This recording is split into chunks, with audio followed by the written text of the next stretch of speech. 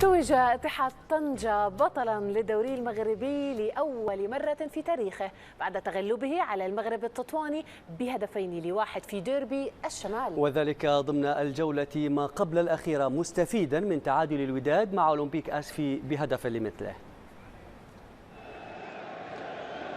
وضعوا أيديهم على قلوبهم صغارا وكبارا. اتحاد طنجة في حوار ديربي الشمال استقبل المغرب التطواني، والسند في هذا الحوار موج أزرق. إدريس المرابط يعلم أن مهمته لن تكون سهلة أمام الجيران. التهديد الأول كان من بعيد بالألوان الزرقاء لكن دون طائل. اتحاد طنجة واصل ضغطه من خلال تسديدة لأحمد شنشوف والحارس محمد اليوسفي في المكان المناسب، ولأن عدم استغلال الفرص كما يجب يجعلك تقع في المحظور. العملاق مرتضى فال يقفز فوق الجميع ليمنح المغرب التطواني ضربة البداية برأسية دقيقة.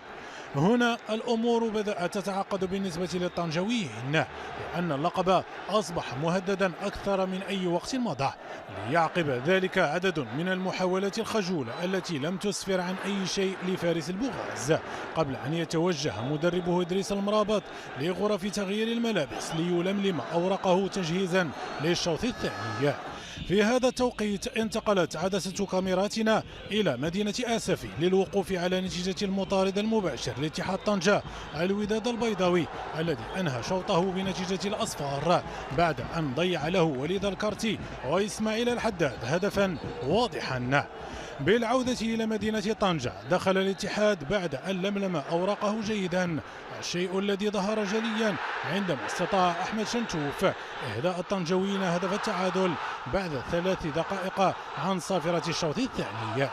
هنا عاد الأزرق للاقتراب أكثر من اللقب المنشود، خصوصا عندما تمكن من إضافة الهدف الثاني الذي سجله حمزة الموسوي بالخطأ في مرمى فريقه المغرب التطواني.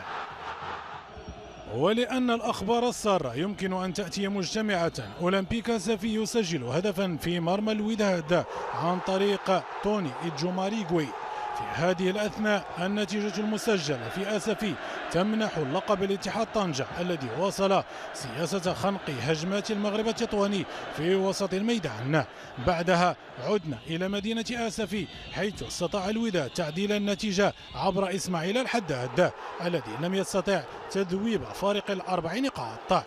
عدنا بعدها إلى مدينة طنجة فوجدنا الاحتفالات باللقب الأول في تاريخ نادي المدينة الشمالية تحت عنوان فارس البوغاز يدخل تاريخ الدوري المغربي من بابه الواسع.